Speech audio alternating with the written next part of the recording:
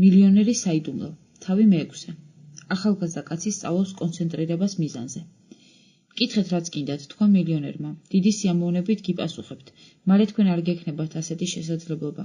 ჩვენი შეხვედრის დრო განსაზღვრულია, ასე რომ მკითხეთ. აი კალმისტარი. გაქვთ ხაღალდი? არა, არ მაქვს. მართლა გინდათ გამდიდრება? დიახ, ძალიან. მაშინ კარგი. დაწერეთ, რა თანხა გიდათ, რომ გქონდეთ აგრეთვე დრო, რომელსაც აძლევთ საკუთარ თავს იმისათვის, რომ იშოვოთ ეს თანხა. სწორედ ეს არის სიმდიდრის საიდუმლო. ახალგაზრდა კაცმა იფიქრა, რომ მომენტალური მილიონერი ისევ მატყუებსო. ფიქრობთ, რომ ფულისიდან ჩამოცვივა, როგორც კი დავწერ ამ რიცხვებს? სწორედ ასია, მტკიცეთ, თქვა მილიონერმა. თქვენი რეაქცია არ მაკვირვებს. მე ხომ გაფრთხილებდით, რომ საიდუმლო ძალზედ მარტივია.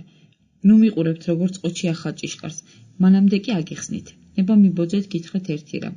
ყველა მილიონერი, ვინც კი შემხვედრია, აღიარებდა, რომ ისინი მდიდრები გახდნენ სწორედ იმ მომენტში, როდესაც მიზნად დაისახეს ეშოვნათ განსაზღვრული თანხა, განსაზღვრული დროისთვის. მაპატიეთ, მაგრამ არ მესმის. რა სარგებლობაა იმისგან, რომ მე დავწერ თანხას და დროს? თუ არ იცით, სად მიდიხართ, თქვენ ვერსად ვერ მოხვდებით.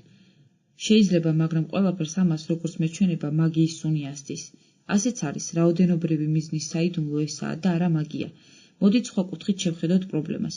წარმოიდგინეთ, რომ ეძებთ სამსახურს, შეიტანეთ განაცხადი, გაიარეთ გასაუბრება და გარკვეული დროის შემდეგ გატყობინებენ, რომ თქვენი სახელი შეტანილია კანდიდატების სიაში. კიდევ გარკვეული დროის შემდეგ გატყობინებენ, რომ თქვენი კანდიდატურა მოწონებულია. თქვენ მიგიღეს სამსახურში და იშოვით ბევრ ფულს. თქვენი რეაქცია? ჯერ იამაყებთ, რატომაც არა. თქვენ ხომ ათობით და ასობით კანდიდატიდან აგირჩიეს, ხოლო რადგან მანამდე წარმოიდგინეთ, მთელი 3 წელი უმუშევარი იყავით. ამ თქვათ, თქვენ გაქვთ სამსახური, მაგრამ თქვენი ახლანდელი თანამდებობა ჯერ კიდევ 1 წლის წინ გეპატარავებოდათ, მაგრამ ეჭვიც არ გეპარებათ, რომ ზღაპრულად გაგიმართლათ. მაგრამ ეიფორია გადის და როგორი იქნება თქვენი მოქმედებები? ნუ პირველ რიგში გავიგებ, როდის უნდა შევუდგე სამუშაოს. შემდეგ მინდოდა გამეგო, რაც ნიშნავს ბევრი ფული, რადგან სამყაროში ყველაფერი შეფარდებითია. ამიტომ შევეცდები გავიგო ხელფასის, პრემიალური გადახდებისა და სხვა შეღავათების ზუსტი ოდენობა. თქვენ ჩემი სიტყვებით საუბრობთ, ახალგაზრდავ. თუ თქვენ თქვენს უფროსს კითხავთ, რას ნიშნავს ბევრი ფული, ხოლო ის დაიწყებს თქვენს დარწმუნებას იმაში, რომ მართლაც მიიღებთ ბევრს, მაშინ თქვენ ხომ არ მოგინდებათ საქმე იქონიათ მასთან? უფრო მეტიც, ეჭვი შეგეპარებათ მის უპატიოსნო თამაში. თუ თქვენ არ გსურთ დაასახელოთ გასამრჯელო ზუსტი რაოდენობა, მაშინ ალბათ გასამრჯელო იქნება არც ისე დიდი, ან და აქ რაღაც სხვა ძაღლის თავია დამარხული. ზუსტად ასევე, თუ ის არ ასახელებს სამსახურის დაწყების ზუსტ დროს, თქვენ ხომ ეს არ მოგეწონებათ? ხო მართალია, თქვენ ხომ მოითხოვთ სიზუსტეს? რა თქმა უნდა, დაეთანხმა ახალგაზრდა, ვერ იპოვა რა მოხუცის არგუმენტებში ვერც ერთი ნაკლი. ხოლო თუ თქვენი დაჟინებული მოთხოვნების მიუხედავად მაინც ვერ მიიღებთ კონკრეტულ პასუხს, რას გააკეთებთ? მობრუნდებით და წახვათ სხვა რაიმე საძებნად და იქნებით აბსოლუტურად მართალი. სრული ჭეშმარიტება, სამუშაოს მომცემს ან სურს ჩემი დამონება, ან ის უბრალოდ თაღლითია. ასე თუ ისე დამრჩენია მხოლოდ ვაღიარო, რომ ეს სამუშაო უკეთესი სურვილს მიტოვებს. მილიონერი გაბრწყინებული იყო სოკრატესავით მოწაფეებთან განსაკუთრებით მძიმე დისკუსიის შემდეგ. ის ერთი წუთით გაჩუმდა. მის ტუჩებს გადაეფინა ოდნავ ირონიული, მაგრამ კეთილმოსურნე ღიმილი. ამ წუთში თქვენ მოითხოვდით წარმოსახვეთი მუშაობის მიმცემისგან კონკრეტულ ფაქტებს, ხო მართალია? არ არის საკმარისი იცოდეთ ის, რომ გადაგიხდიან ბევრს. მნიშვნელოვანია იცოდეთ სახელდობ რამდენს. იმ ფაქტის უბრალო კონსტატაცია, რომ თქვენ მიიღეთ სამუშაო, თქვენთვის ცოტაა. შემდეგ თქვენთვის მნიშვნელოვანია იცოდეთ, რა დღიდან შეუდგეთ სამუშაოს.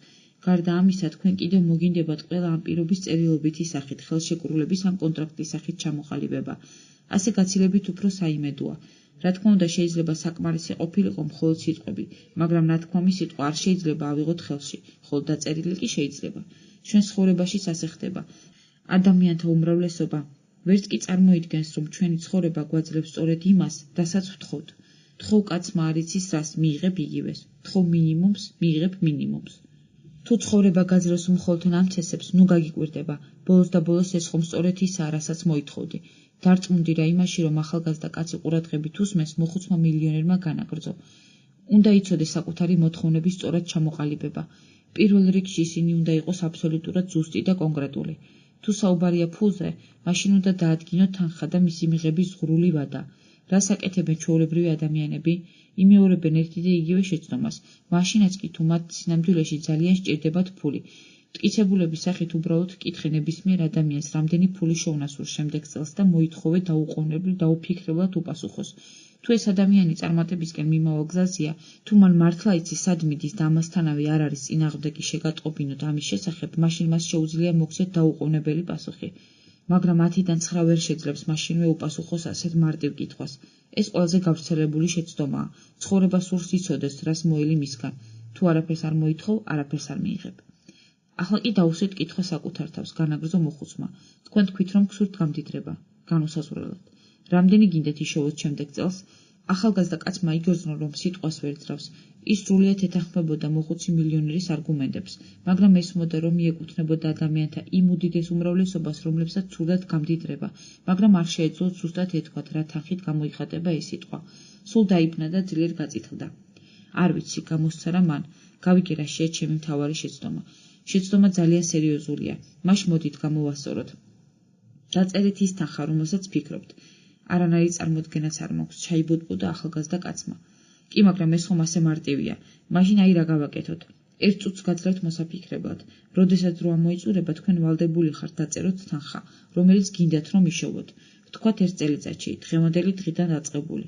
სწრაფად იფიქრეთ, დრო მიდის. წარმოთქვა თუ არა ეს სიტყვები, მოხუცმა გადაატრიალა მის წინ მაგიდაზე მდგარი ქვიშის საათი. ცხოვრებაში არასდროს არ ქონია ახალგაზრდა კაცს შემთხვევა, რომ ასე ღრმად წასულიყო მტანჯველ ფიქრებში. თამაში არც ისე მარტივი იყო. თავში სხვადასხვა რიცხვები უტრიალებდა, ერთი მეორეზე აბსურდული. დრო კი გადიოდა. აი უკანასკნელი ნამცეჯი ჩამოვარდა საათში. მან კი ვერაფერი ვერ მოიფიქრა. დრო ამოიწურა, წარმოსთქვა მოხუცმა, რომელსაც 1 წუთითაც არ მოუცილებია თვალი ქვიშის ჭავლისთვის. დაასახელეთ თქვენი თანხა. ახალგაზრდა კაცმა დაწერა რიცხვი, რომელიც მისთვის უფრო ხელმისაწვდომად ეჩვენებოდა. აკანკალებული თითები ძლივს გამოჰყავდა ციფრები. 30,000 წამოიძახა მილიონერმა. ეს ძალიან ცოტაა.